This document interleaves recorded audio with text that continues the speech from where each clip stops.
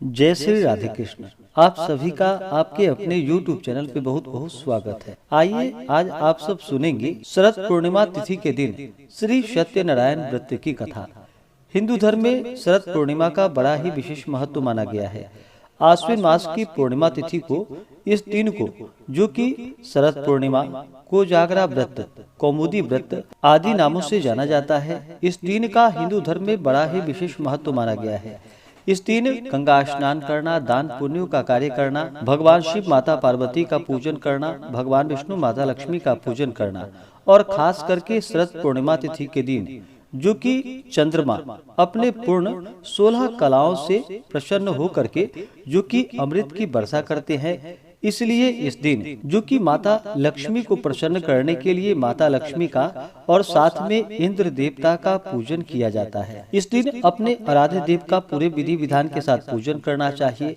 सुश्वेत वस्त्राभूषण आदि से सुशोभित करके षोडशोपचार पूजन करे और रात्रि के समय उत्तम, जो कि गो दूध की खीर में घी और सफेद खांड मिला करके अर्धरात्रि के समय भगवान को अर्पण करनी चाहिए और साथ ही पूर्ण चंद्रमा के मध्य आकाश में स्थित होने पर उनका पूजन करना चाहिए। रात्रि में वही चांदनी में रख करके और अगले दिन उसे प्रसाद के रूप में ग्रहण किया जाता है। इससे आयु आरोग्यता की प्राप्ति होती है, चंद्र देवता का आशीर्वाद प्राप्त होता है और रात्रि में, जो कि माता लक्ष्मी का इंद्र देवता का पूजन करने का विधान है। इस दिन माता लक्ष्मी, जो कि धरती पे भ्रमण करती हैं और अपने भक्तों को देखती हैं कि कौन जाग रहा है और कौन सो रहा है। जो भी माता लक्ष्मी का पूजन करते हैं तो इससे माता लक्ष्मी प्रसन्न हो करके अपना कृपा प्रदान करती है, जिसमें कि घर में धन और धान्य की कभी भी कमी नहीं होती है। वहीं पे पूर्णिमा तिथि के दिन, जो कि विशेष प्रकार से भगवान सत्यनारायण का पूजन करने से सभी प्रकार के दुख और कष्ट दूर होते हैं तथा भगवान सत्यनारायण की कृपा से सभी प्रकार के सुख और समृद्धि की प्राप्ति होती है। तो आइए सुनते हैं शरद पूर्णिमा तिथि के दिन श्री सत्यनारायण व्रत की कथा। अगर आप सत्यनारायण व्रत कथा के उपलक्ष्य में ब्राह्मण दक्षिणा, अन्नदान, वस्त्रदान आदि के लिए देना चाहते हो तो आप अपने श्रद्धा और सामर्थ्य के अनुसार हमें डिस्क्रिप्शन में जाकर के वहां से गूगल पे, फोन पे या अकाउंट नंबर के माध्यम से आप अपने श्रद्धा और सामर्थ्य के अनुसार हमें ब्राह्मण दक्षिणा प्रदान कर सकते हैं। तो आइए सुनेंगे श्री सत्यनारायण व्रत की कथा। तो बोलिए प्रेम से श्री सत्यनारायण स्वामी की जय, लक्ष्मी नारायण भगवान की जय, सर्वदेवी देवता की जय। बहुत समय पहले की बात है कि नैमिषारण्य तीर्थ में शौनकादि 88,000 ऋषियों ने श्री सूत जी से पूछा कि हे प्रभु, इस कली काल में वेद विद्या रहित मनुष्यों को प्रभु भक्ति किस प्रकार मिल सकती है तथा उनका उद्धार कैसे होगा। हे मुनि श्रेष्ठ, कोई ऐसा तप बताइए जिससे थोड़े समय में ही पुण्य मिले और मनोवांछित फल भी मिल जाए। इस प्रकार की कथा सुनने की हम इच्छा रखते हैं। सर्व शास्त्रों के ज्ञाता श्री सूत जी बोले कि हे वैष्णवों, मैं पूज्य आप सभी ने प्राणियों के हित की बात पूछी है, इसलिए मैं एक श्रेष्ठ व्रत को आप लोगों को बतलाऊंगा, जिसे नारद जी ने लक्ष्मी नारायण जी से पूछा था और लक्ष्मीपति ने मुनि श्रेष्ठ नारद जी से कहा था। आप सब इसे ध्यान पूर्वक सुने। एक समय की बात है कि योगीराज नारद जी दूसरों के हित की इच्छा के लिए अनेकों लोकों में घूमते हुए मृत्युलोक में जा पहुँचे। वहाँ पर अनेकों योनियों में जन्मे प्रायः सभी मनुष्य को अपने कर्मों द्वारा अनेकों दुखों से पीड़ित देखा।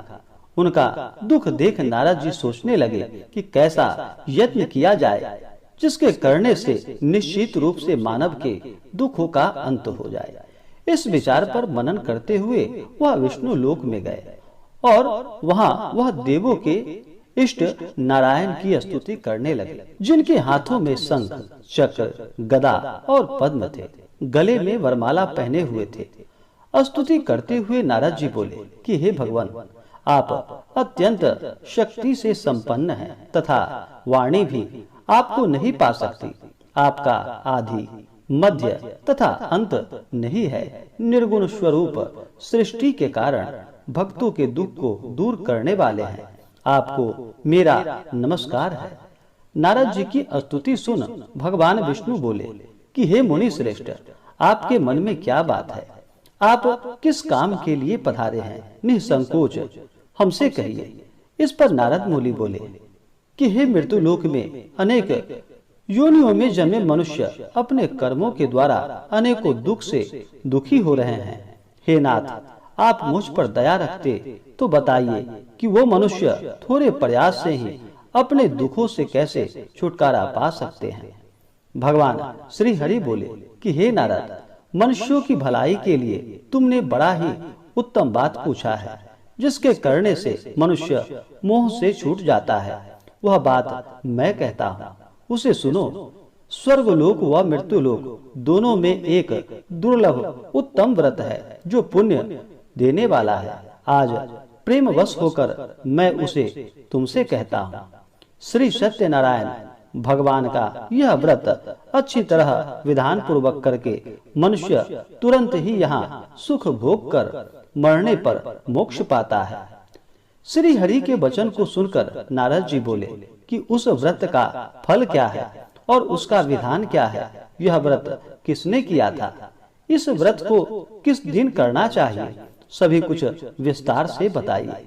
नारद जी की बातें सुनकर श्री हरि बोले, दुख व शोक को दूर करने वाला यह सभी स्थानों पर विजय दिलाने वाला है। मानव को भक्ति व श्रद्धा के साथ शाम को श्री सत्यनारायण की पूजा धर्म परायण होकर ब्राह्मणों व बंधुओं के साथ करनी चाहिए।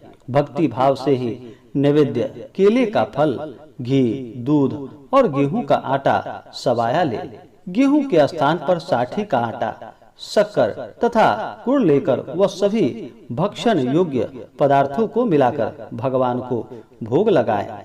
ब्राह्मणों सहित बंधु बांधवों को भी भोजन करवाए। उसके बाद स्वयं भोजन करे। भजन कीर्तन के साथ भगवान की भक्ति में लीन हो जाए। इस तरह से सत्यनारायण भगवान का यह व्रत करने पर मनुष्य की सारी इच्छाएं निश्चित रूप से पूरी होती है। इस कली काल अर्थात कलयुग में मृत्युलोक में मोक्ष का यही एक सरल उपाय है। श्री सत्यनारायण व्रत कथायाम प्रथमो अध्यायः अथ द्वितीयो अध्यायः। श्री सूत जी बोले कि हे ऋषियों, जिसने पहले समय में इस व्रत को किया था, इसका इतिहास कहता हूँ, ध्यान से सुनो। सुंदर काशीपुर नगरी में एक अत्यंत निर्धन ब्राह्मण रहता था। भूख प्यास से परेशान वह धरती पर घूमता रहता था। ब्राह्मणों से प्रेम करने वाले भगवान ने एक दिन ब्राह्मण का वेश धारण कर उसके पास जाकर पूछा कि हे विप्र, नित्य दुखी होकर तुम पृथ्वी पर क्यों घूमते हो? दीनहीन ब्राह्मण बोला कि मैं निर्धन हूँ, ब्राह्मण हूँ, भिक्षा के लिए धरती पर घूमता हूँ। हे भगवान, यदि आप इसका कोई उपाय जानते हो तो मुझे बताइए। वृद्ध ब्राह्मण कहते हैं कि सत्यनारायण भगवान मनोवांछित फल देने वाले हैं, इसलिए तुम उनका पूजन करो। इसे करने से मनुष्य सभी दुखों से मुक्त हो जाता है। वृद्ध ब्राह्मण बनकर आए सत्यनारायण भगवान उस निर्धन ब्राह्मण को व्रत का सारा विधान बताकर वहां से अंतर्ध्यान हो गए। ब्राह्मण मन ही मन सोचने लगा कि जिस व्रत को वृद्ध ब्राह्मण करने को कह गए हैं, मैं उसे जरूर करूंगा। यह निश्चय करने के बाद उसे रात में नींद नहीं आई। वह सवेरे उठकर सत्यनारायण भगवान के व्रत का निश्चय कर भिक्षा के लिए चला गया। उस दिन निर्धन ब्राह्मण को भिक्षा में बहुत धन मिला, जिससे उसने बंधु बांधवों के साथ मिलकर श्री सत्यनारायण भगवान का व्रत संपन्न किया। भगवान सत्यनारायण का व्रत संपन्न करने के बाद वह निर्धन ब्राह्मण सभी दुखों से छूट गया और अनेक प्रकार की संपत्तियों से युक्त हो गया। उसी समय से यह ब्राह्मण हर माह इस व्रत को करने लगा। इस तरह से सत्यनारायण भगवान के व्रत को जो मनुष्य करेगा, वह सभी प्रकार के पापों से छूटकर मोक्ष को प्राप्त होगा। जो मनुष्य इस व्रत को करेगा वह सभी दुखों से मुक्त हो जाएगा। श्री सूत जी बोले कि इस तरह से नारद जी से नारायण जी का कहा हुआ सत्यनारायण व्रत को मैंने तुमसे कहा। हे विप्रो, मैं अब और क्या कहूँ। ऋषि बोले कि हे मुनिवर, संसार में उस विप्र से सुनकर और किस किस ने इस व्रत को किया, हम सब इस बात को सुनना चाहते हैं। इसके लिए हमारे मन में श्रद्धा का भाव है। श्री सूत जी बोले कि हे मुनियों, जिसने इस व्रत को किया है वह सब सुनो। एक समय वही विप्र धन व ऐश्वर्य के अनुसार अपने बंधु बांधवों के साथ इस व्रत को करने को तैयार हुआ। उसी समय एक लकड़ी बेचने वाला बूढ़ा आदमी आया और लकड़ियां बाहर रखकर अंदर ब्राह्मण के घर में गया। प्यास से दुखी वह लकड़हारा उनको व्रत करते देख विप्र को नमस्कार कर पूछने लगा कि आप यह क्या कर रहे हैं तथा इसे करने से क्या फल मिलेगा, कृपया मुझे यह बताइए। ब्राह्मण ने कहा कि सब मनोकामनाओं को पूरा करने वाला यह सत्यनारायण भगवान का व्रत है। इनकी कृपा से ही मेरे घर में धन धान्य आदि की वृद्धि हुई है। विप्र से श्री सत्यनारायण व्रत के बारे में जानकर लकड़हारा बहुत प्रसन्न हुआ। चरणामृत लेकर वह प्रसाद खाने के बाद वह अपने घर गया। लकड़हारे ने अपने मन में संकल्प किया कि आज लकड़ी बेचने से जो धन मिलेगा उसी से श्री सत्यनारायण भगवान का उत्तम व्रत करूंगा। मन में इस विचार को ले बूढ़ा आदमी सिर पर लकड़ियां रख उस नगर में बेचने गया जहां धनी लोग ज्यादा रहते थे। उस नगर में उसे अपनी लकड़ियों का दाम पहले से 4 गुना अधिक मिलता है। बूढ़ा प्रसन्नता के साथ दाम लेकर केले, शक्कर, घी, दूध, दही और गेहूं का आटा ले और सत्यनारायण भगवान के व्रत की अन्य सामग्रियां लेकर अपने घर गया। वहां अपने बंधु बांधवों को बुलाकर विधि विधान से श्री सत्यनारायण भगवान का पूजन और व्रत किया। इस व्रत के प्रभाव से वह बूढ़ा लकड़हारा धन और पुत्र आदि से युक्त होकर संसार के समस्त सुख भोग कर अंतकाल में वैकुंठ धाम को चला गया। श्री सत्यनारायण व्रत कथायाम द्वितीयो अध्याय अथ तृतीयो अध्याय। श्री सूत जी बोले कि हे श्रेष्ठ मुनियों, अब आगे की कथा कहता हूँ। पहले समय में उल्कामुख नाम का एक बुद्धिमान राजा था। वह सत्यवक्ता और जितेंद्रिय था। प्रतिदिन देव स्थानों पर जाता और निर्धनों को धन देकर उनके कष्ट दूर करता था। उसकी पत्नी कमल के समान मुख वाली तथा सती साध्वी थी। भद्रशिला नदी के तट पर उन दोनों ने श्री सत्यनारायण भगवान का व्रत किया। उसी समय साधु नाम का एक वैश्य आया। उसके पास व्यापार करने के लिए बहुत सा धन भी था। राजा को वह व्रत करते देखकर वह विनय के साथ पूछने लगा कि हे राजन, भक्ति भाव से पूर्ण होकर आप यह क्या कर रहे हैं? मैं सुनने की इच्छा रखता हूँ, आप मुझे बताइए। राजा बोला कि हे साधु, अपने बंधु बांधवों के साथ पुत्र आदि की प्राप्ति के लिए एक महाशक्तिमान श्री सत्यनारायण भगवान का व्रत व पूजन कर रहा हूँ। राजा के वचन सुन साधु आदर से बोले कि हे राजा, मुझे इस व्रत का सारा विधान कहिए। आपके कथानुसार मैं भी इस व्रत को करूँगा। मेरी भी संतान नहीं है और इस व्रत को करने से निश्चित रूप से मुझे संतान की प्राप्ति होगी। राजा से व्रत का सारा विधान सुन व्यापार से प्रवृत्त हो वह अपने घर गया। साधु वैश्य ने अपनी पत्नी को संतान देने वाले इस व्रत का वर्णन कह सुनाया और कहा कि जब मेरी संतान होगी तब मैं इस व्रत को करूंगा। साधु ने इस तरह के वचन अपनी पत्नी लीलावती से कहे। एक दिन लीलावती पति के साथ आनंदित हो सांसारिक धर्म में प्रवृत्त होकर श्री सत्यनारायण भगवान की कृपा से गर्भवती हो गई। 10वें महीने में उसके गर्भ से एक सुंदर कन्या ने जन्म लिया। दिनों दिन वह ऐसे बढ़ने लगी जैसे कि शुक्ल पक्ष का चंद्रमा बढ़ता है। माता पिता ने अपनी कन्या का नाम कलावती रखा। एक दिन लीलावती ने मीठे शब्दों में अपने पति को याद दिलाया कि आपने सत्यनारायण भगवान के जिस व्रत को करने का संकल्प लिया था उसे करने का समय आ गया। आप इस व्रत को करिए। साधु बोला कि हे प्रिय, इस व्रत को मैं उसके विवाह पर करूंगा। इस प्रकार अपनी पत्नी को आश्वासन देकर वह नगर को चला गया। कलावती पिता के घर में रहकर वृद्धि को प्राप्त हो गई।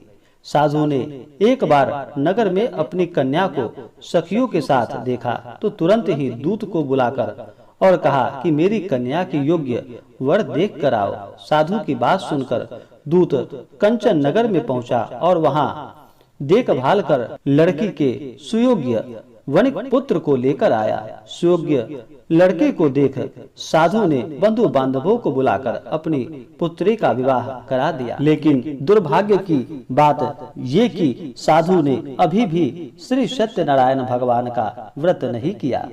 इस पर श्री भगवान क्रोधित हो गए और श्राप दे दिया कि साधु को अत्यधिक दुख मिले।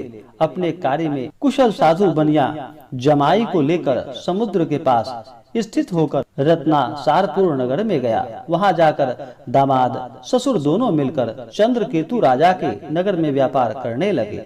एक दिन भगवान सत्यनारायण की माया से एक चोर राजा का धन चुरा कर भाग गया। उसने राजा के सिपाहियों को अपना पीछा करते देख चुराया हुआ धन वहां रख दिया जहां साधु अपने जमाई के साथ ठहरा हुआ था।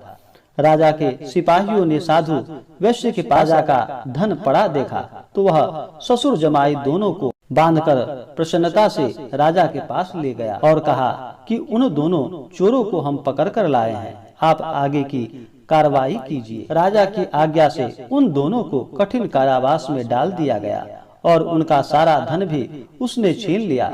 श्री सत्यनारायण भगवान के श्राप से साधु की पत्नी भी बहुत दुखी हुई। घर में जो धन रखा था उसे चोर चुरा कर ले गए। शारीरिक तथा मानसिक पीड़ा व भूख प्यास से अति दुखी हो अन्न की चिंता में कलावती ब्राह्मण के घर गई। वहां उसने श्री सत्यनारायण भगवान का व्रत होते देखा। फिर कथा भी सुनी। वह प्रसाद ग्रहण कर वह रात को घर वापिस आई। माता ने कलावती से पूछा कि हे पुत्री, अब तक तुम कहाँ थी?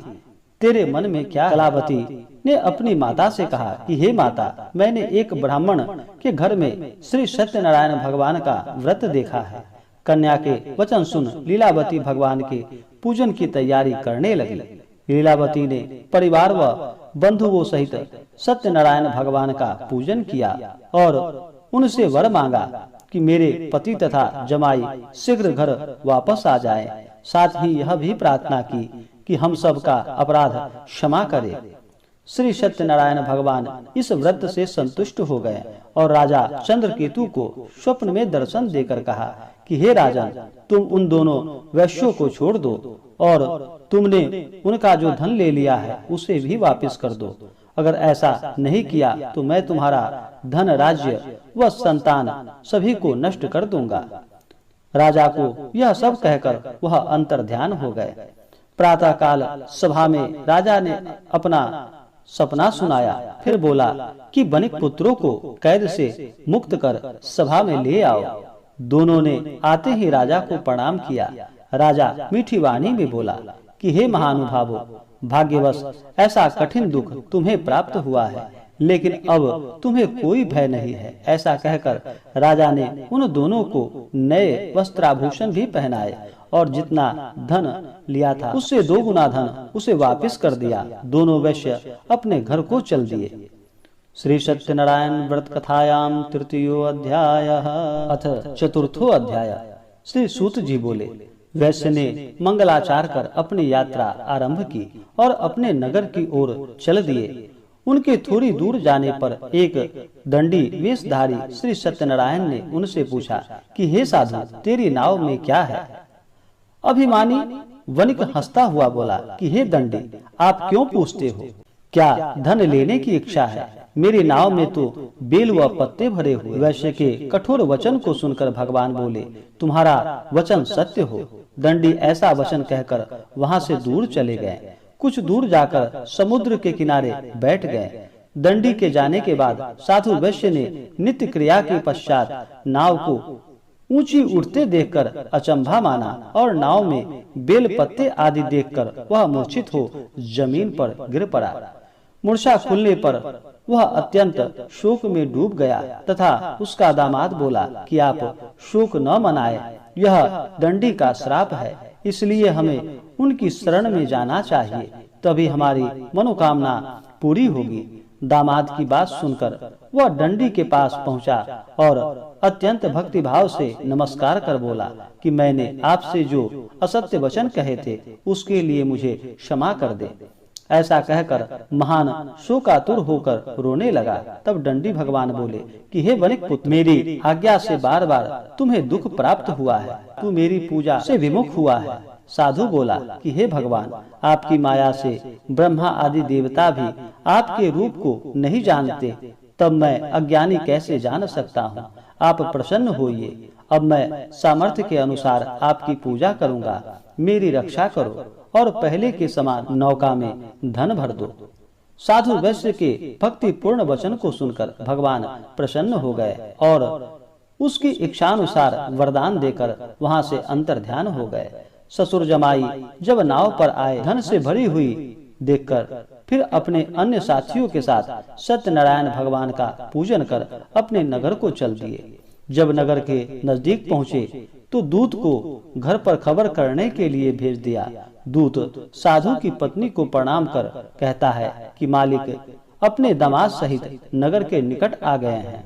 दूत की बात सुनकर साधु की पत्नी लीलावती ने बड़े हर्ष के साथ सत्यनारायण भगवान का पूजन कर अपनी पुत्री कलावती से कहा कि मैं अपने पति के दर्शन को जाती हूँ, तू कार्य पूर्ण कर शीघ्र आ जाना। माता के ऐसे वचन सुन कलावती जल्दी में प्रसाद छोड़ अपने पति के पास चली गई। प्रसाद की अवज्ञा के कारण श्री सत्यनारायण भगवान रुष्ट हो गए और नाव सहित उसके पति को पानी में डुबो दिया।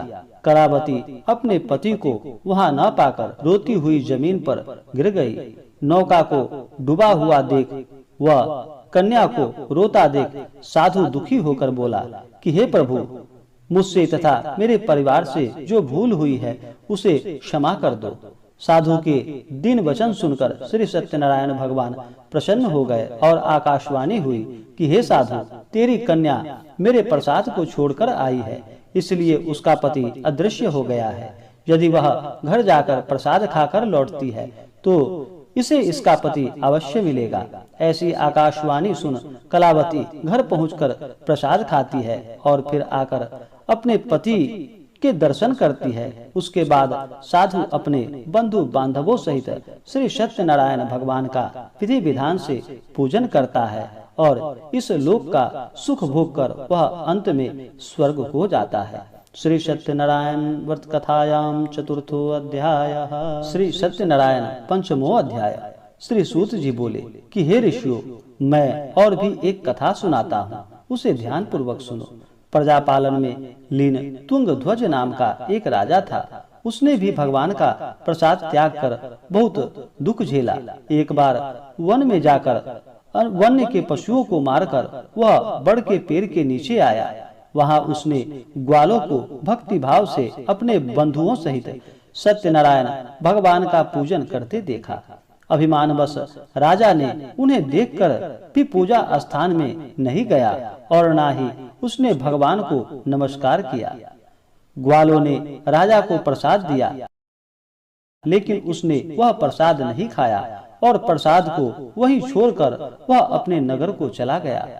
जब वह नगर में पहुंचा तो वहां सब कुछ तहस नहस हुआ पाया, तो वह शीघ्र ही समझ गया कि यह सब भगवान ने ही किया है। वह दोबारा ग्वालों के पास पहुंचा और विधि पूर्वक पूजा करके प्रसाद खाया तो श्री सत्यनारायण भगवान की कृपा से सब कुछ पहले जैसा हो गया। दीर्घ काल तक सुख भोगने के बाद मरणोपरांत उसे स्वर्ग लोक की प्राप्ति हुई। जो मनुष्य परम दुर्लभ इस व्रत को करेगा तो भगवान सत्यनारायण की अनुकंपा से उसे धन धान्य की प्राप्ति होगी।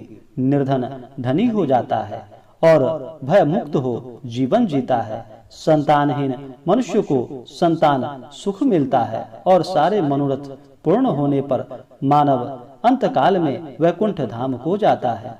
श्री सूत जी बोले, जिन्होंने पहले इस व्रत को किया है, अब उनके दूसरे जन्म की कथा कहता हूँ। वृद्ध सतानंद ब्राह्मण ने सुदामा का जन्म लेकर मोक्ष की प्राप्ति की। लकड़हारे ने अगले जन्म में निषाद बनकर मोक्ष प्राप्त किया।